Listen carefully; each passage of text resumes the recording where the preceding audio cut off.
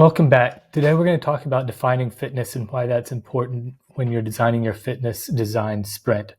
So essentially we need to define fitness because as we go through and start building out our behavior set in phase 3, which we are in now, we are eventually going to need something to judge our behaviors against. We're not judging behaviors now, but at some point in time we're going to need to say doing X, Y, or Z brings us closer to or further away from your definition of fitness, whatever that ends up being.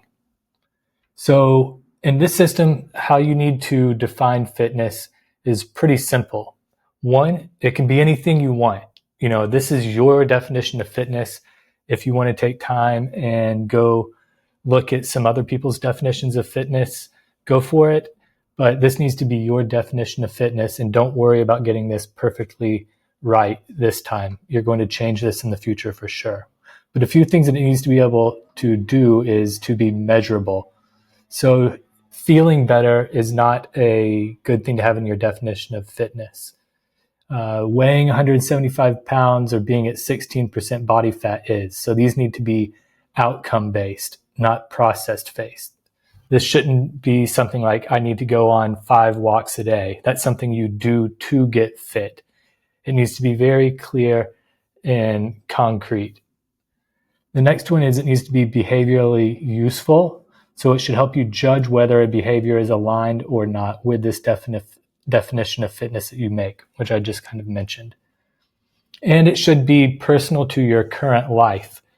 If you are a couch potato and you try to put in a bodybuilder's definition of fitness or a marathon runner's definition of fitness, it's not going to work well for you.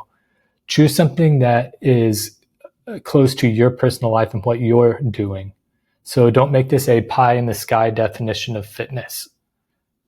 This will evolve over time, so don't worry about not getting it exactly as beach lean ready if that's the type of fitness you have in your head right now. Here's an example of my current definition of fitness.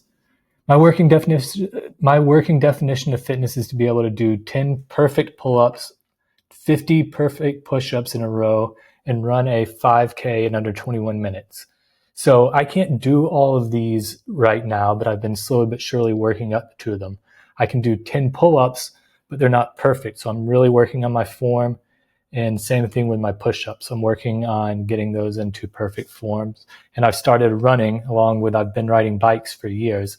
But I'm trying to get to where I can run a 5K in under 21 minutes. That is my working definition for now.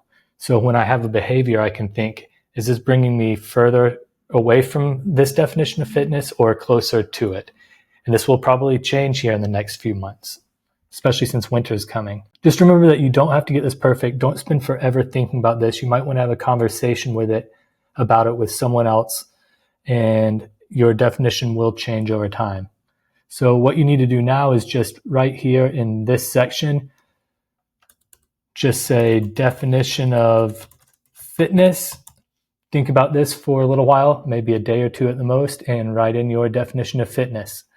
Next, we'll start extracting our behaviors and move into the behavior set creation phase.